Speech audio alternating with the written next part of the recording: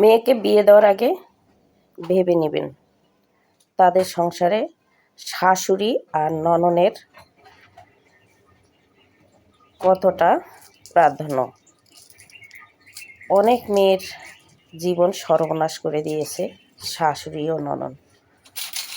অনেক ফ্যামিলিতে বড় ছেলের কোনো মূল্যায়ন থাকে না এবং বড় ছেলের বইয়েরও কোনো মূল্যায়ন থাকে না।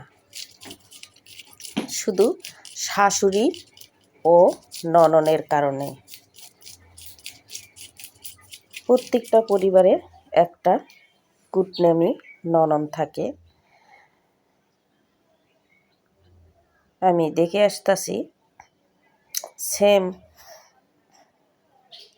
আমার এক পরিচিত আপুর জীবন কাহিনী আমাকে সেদিন বলল যে আপু ননদের অত্যাচার আর শাশুড়ির অত্যাচারে জীবনটা অতিষ্ঠ হয়ে গেছে। আচ্ছা আপু, যে ননদ আমার সাথে এমন করে সে তো একটা নারী। তো বললাম হ্যাঁ, সেও তো একটা নারী। তো সব কিছুই কি ননদের? আমার হাজবেন্ডের কি কিছুই নাই? আমার হাজবেন্ড কি আমার শ্বশুর শাশুড়ির ঘরে জন্মে নেয় নাই? তো বললাম কেন রে? বলতেছে যে আপু, যেটাতেই হাত দিবি দেব সেটাতেই নাকি ননদের। একটু ভাত খাবো তাও বলে যে ননদ খাবে আগে, ননদের হাজবেন্ড খাবে আগে, ননদের ছেলে মেয়ে খাবে আগে। তো আসলে শুনে খুব খারাপ লাগলো যে এ কেমন জীবন। তো কিছুদিন আগে আবার বলল যে আপু, আমার বাবার বাড়ি থেকে আমি আসছি সন্ধ্যার দিকে, এসে দেখি আমার শাশুড়ি রান্না করা শেষ। তো বলতেছে তুমি সবাইকে খাবার দাও। তো আমার বান্ধবীটা খাবার দিল। তে অনেক কটা পাতিলে হচ্ছে তরকারি রান্না আছে। তো বাড়ির বউ যে পাতিলে হাত দেয় বলে যে এটা তোমার ওই দেবরের রান্না। এই মাছের তরকারিতে হাত দেয় বলে যে ওটা ধরো না, ওটা ধরো না, এটা তোমার ওই মেজো দেবরের রান্না। তো আপু,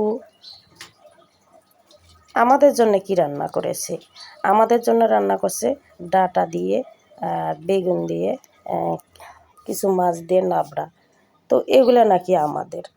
আর মাছের বিরিয়ানি, গোসি মাছের বিরিয়ানি, তারপরে বিভিন্ন মাছ রান্না করছে, ওগুলো শুধু ননদের জামাইয়ের, ননদের হচ্ছে মেয়ের। শিং মাছের ঝোল ননদের মেয়ের, অন্য অন্য মাছ ননদের জামাইয়ের। তো আপু, বাড়ির বড় ছেলের বইয়ের জন্য কি কিছুই নেই? আর বড় ছেলের জন্য কি কিছুই নেই? এটাই কি জীবন? একটা নারী হয়ে নারীর সাথে কেমনে এমন করে আপু?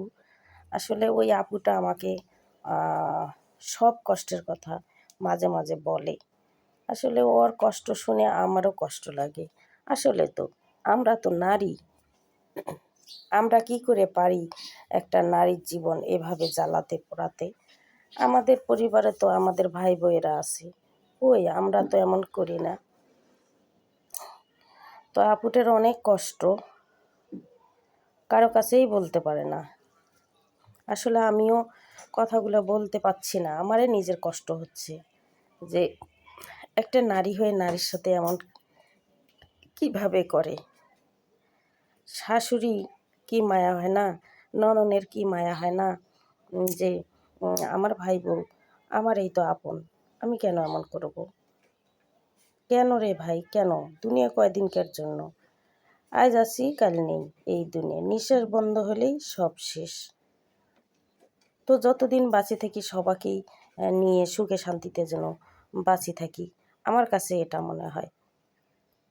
তো বন্ধুরা, ভিডিওটা ভালো লাগলে প্লিজ লাইক কমেন্ট শেয়ার করবেন।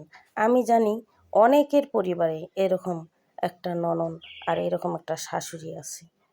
আর সত্যি বলছি, ঘর জামাই ননদের সঙ্গে জীবনে পেরে উঠতে পারবেন না, জীবনে। তা আমরা হাড়ে হাড়ে বুঝি। তো বন্ধুরা, ভালো থাকবেন, সুস্থ থাকবেন। আল্লাহ হাফেজ।